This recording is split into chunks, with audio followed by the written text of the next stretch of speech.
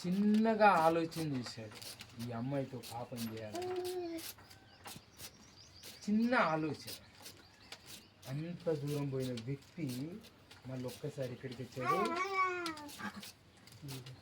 ఏడికి వచ్చాడు.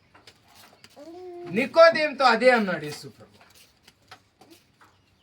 నీకు కొత్తగానే జన్మించాలి, లేకుంటే నీకు పరలోక రాజ్యం లేదు. మారాలి, నిన్ను మార్చుకోవాలి. దేవుడు నీ దగ్గర రాడు, నేను ఫస్ట్ నుండి అదే చెప్తాను, నువ్వే రా. ఆయన పిలిచాడు, ఆల్రెడీ పిలవలేదనా, పిలిచాడు. నువ్వు ఆడనే గర్రతో కూర్చున్నావు అనుకో, నువ్వు గాన్నే ఉంటావు, ఆయన రాడు.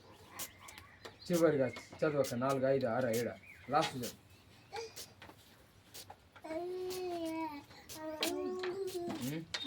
చదువు. యేసు ఇట్లా నేను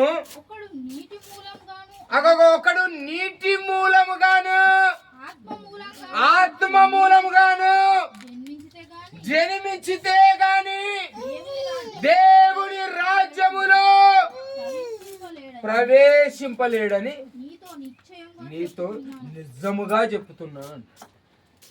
ఏం మూలంగా జన్మించాలా? ఇప్పుడు నీటి మూలంగా జన్మించిన వాళ్ళు ఎంతమంది ఉన్నారు ఈడ? జన్మించారా, జన్మించలేదా? ఏ మూలంగా జన్మించారు? నీటి మూలంగా. నీటి మూలంగా జన్మిస్తే సరిపోదన్నాడు, ఆత్మ మూలంగా కూడా జన్మించాలి. ఇప్పుడు నువ్వు చీకట్లో ఉన్నావో వెలుగులో ఉన్నావో చూసుకొని నువ్వు పుట్టాలా. ఈరోజు నీకు ఒక మార్గం తెరవబడ్డది, తెరే చిందిపోదు. అర్థమైందా? వాక్యం అర్థమైందా? మనమందరం మోకాళ్ళం దేవా